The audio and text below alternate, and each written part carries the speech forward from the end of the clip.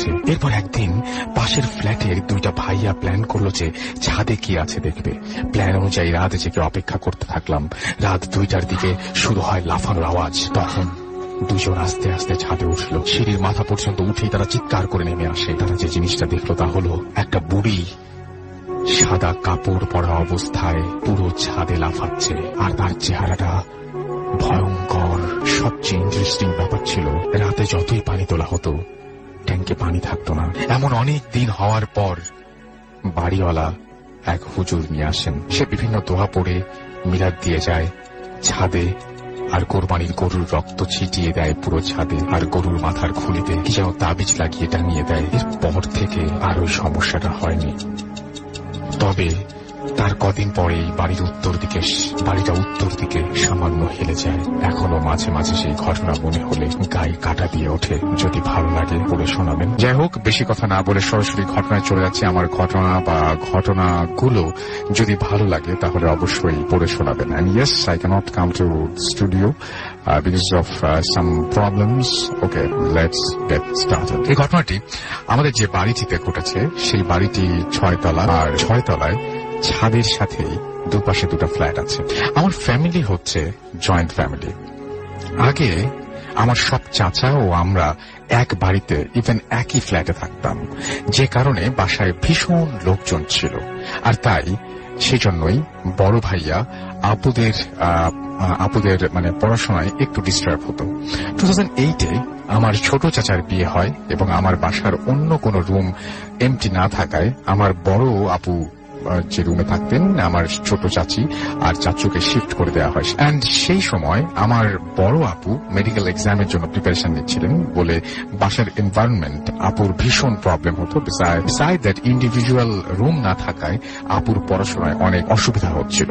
তাই জন্য আপুকে আমাদের বাড়ির 6th ফ্লোরের একটা রুম খালি করে সেখানে শিফট করে দেওয়া হয়। আপু বেশিরভাগ সময় ওই ফ্ল্যাটটাতে থাকতো। জাস্ট খাওয়ার টাইমে, ফ্রি টাইমে নিচে আসতো। আপু বলতো যে রাতের বেলায় পড়ার সময় নাকি আপু ছাদ থেকে নুপুরের আওয়াজ পেত। আবার অনেক সময় নাকি ছাদের পাশের জানালা দিয়ে টোকা দেওয়ার মতো সাউন্ড পেত। আপু ফার্স্টে ব্যাপারটাকে এতটা পাত্তা দেয়নি। একদিন আপু পড়ছিল মেবি দুপুরের দিকে, তখন পাশের ওয়াশরুম থেকে পানির আওয়াজ আসতে শুরু করলো। লাইক কেউ গোসল করছে যেমন পানির সাউন্ড হয়, ঠিক সেরকমই পানির সাউন্ড আসছিল।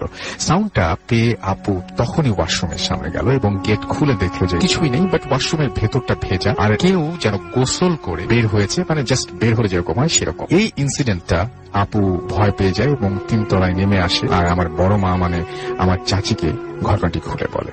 তারপর বড় মা ওই ফ্ল্যাটে আপুর সাথে থাকতে এবং আপুর বড় ভাই মানে আমার বড় ভাইয়ারকে পাঠায়। সে একই দিন রাতের বেলা পড়া শেষ করে ঘুমানোর জন্য বিছানায় শুয়ে পড়ে।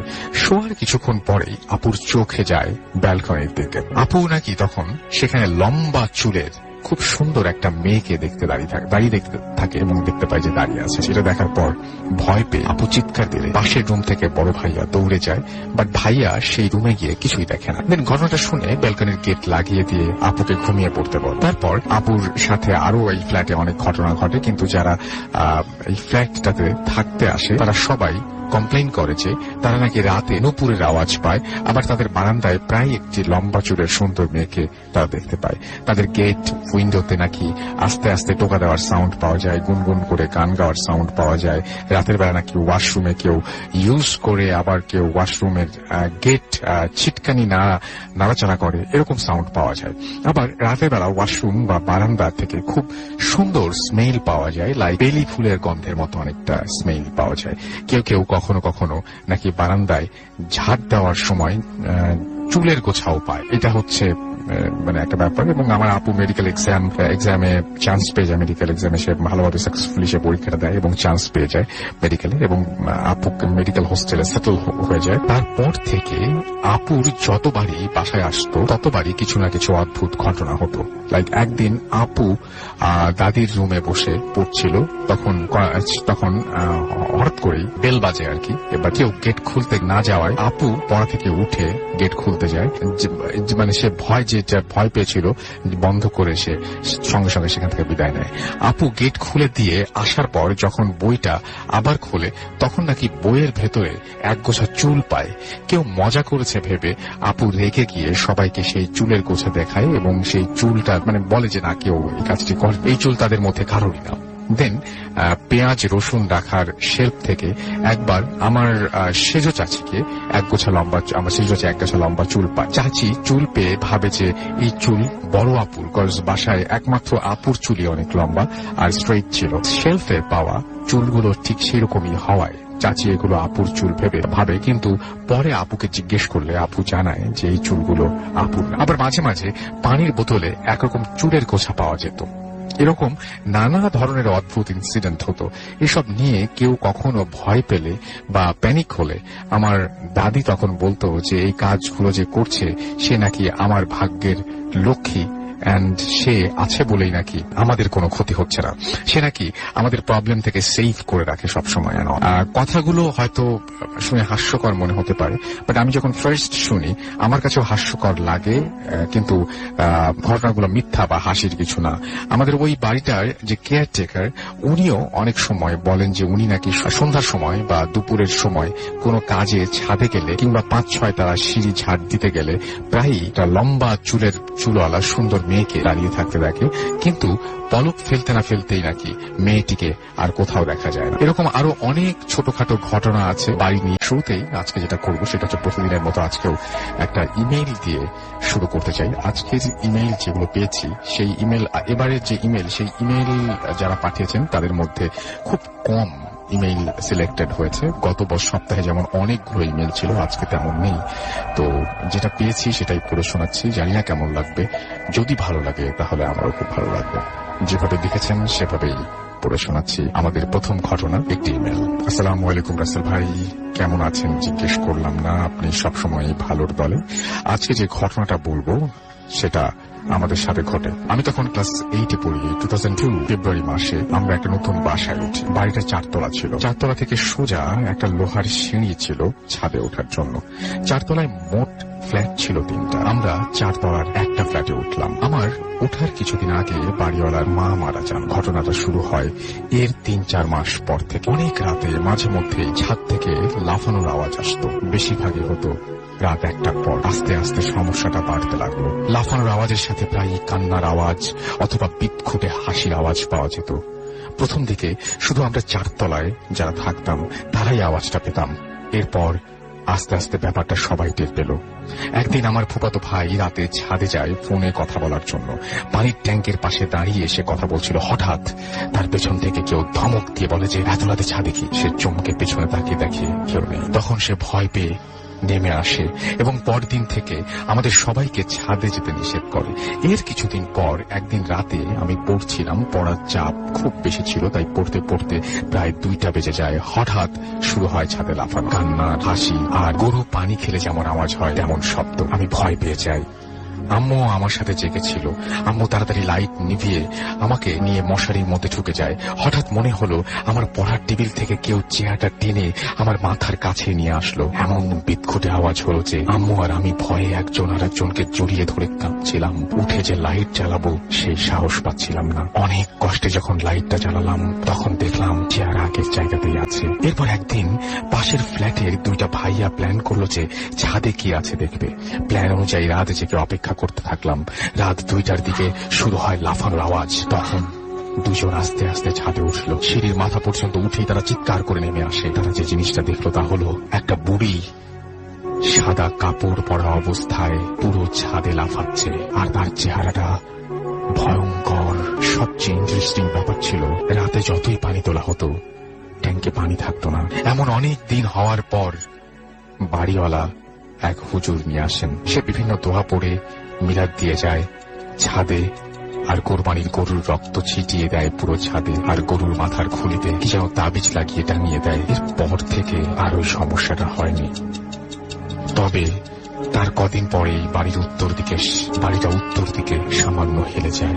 এখনো মাঝে মাঝে সেই ঘটনা মনে হলে গায়ে কাটা দিয়ে ওঠে। যদি ভালো লাগে পড়ে শোনাবেন। এবং অনেকে সেটাকে স্লিপ প্যারালাইসিস মনে করেন। অনেকে হয়তো ঘুম থেকে জেগে উঠে যদি হঠাৎ করে একটা ছায়া দেখেন ঘরের মধ্যে, চমকে যেতে পারে না। অনেকে ভাবতে পারেন যে না, এটা ভুল দেখছি, কিন্তু এই ঘটনাটা প্রতিনিয়ত মানুষের সাথে ঘটেই যাচ্ছে এবং রেগুলার আমরা এরকম ঘটনা পাই।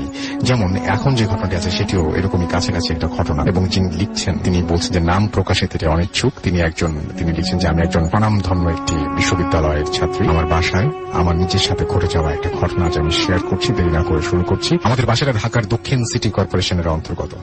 প্রথমে বাসার বর্ণনা দিচ্ছি। আমাদের বাসাটা দোতলা। পুরো বাসাটায় আমরা পুরো ফ্যামিলি থাকি। নিচ তলায় আমার বোন ও হাজবেন্ড থাকে, তার উপরের তলায় আমি, আমার মা এবং বাবা থাকি। ঘটনার সূত্রপাত 2004 সালে। তখন আমাদের পুরো পরিবার আমাদের দোতলা বাসায় থাকতাম।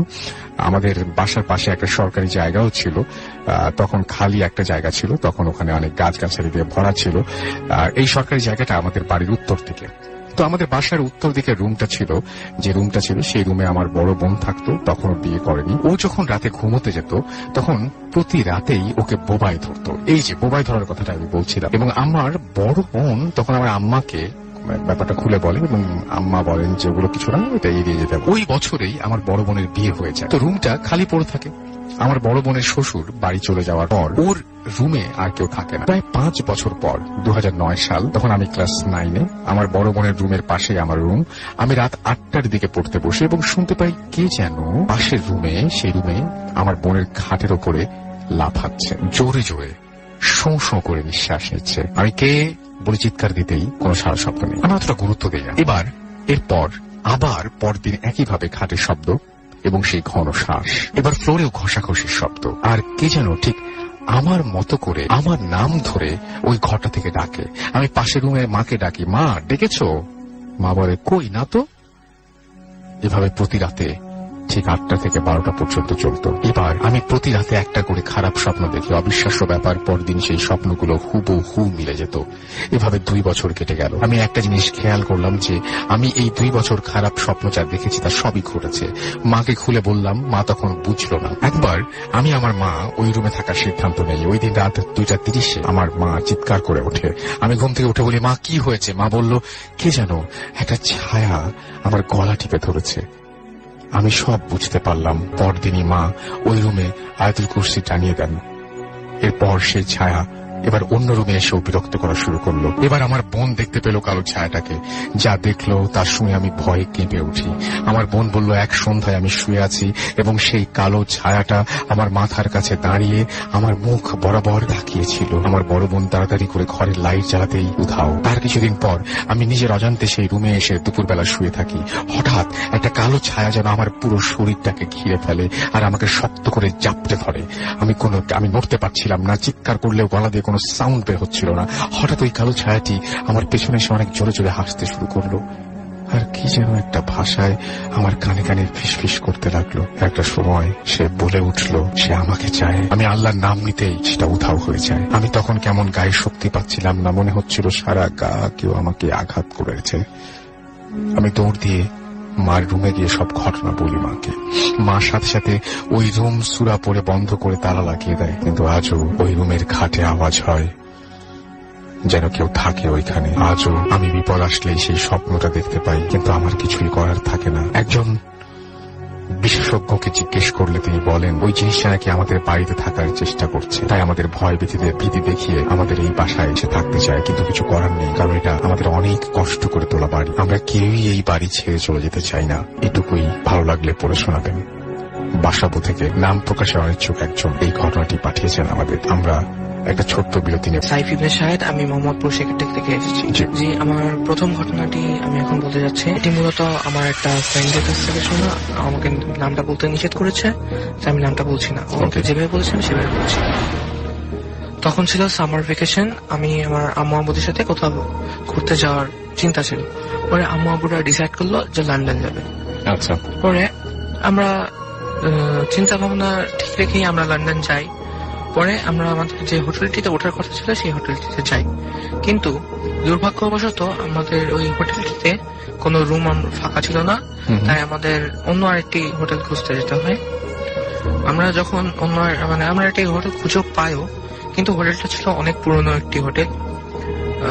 এটা আগে থেকে বলে রাখা ভালো যে বিল্ডিংটা ছিল হচ্ছে 3 তলা এবং 4-5টা ছিল একটু গ্রাম্য টাইপের কিছুটা।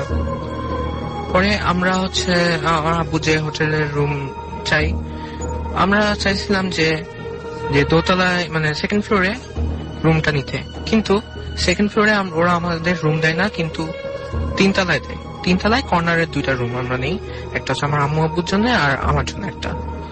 কিন্তু ওই হোটেলে অন্য কোনো মানুষ ছিল না, খালি কেয়ারটেকার, হোটেলের ম্যানেজার আর কয়েকজন স্টাফ বাদে আর কেউ ছিল না।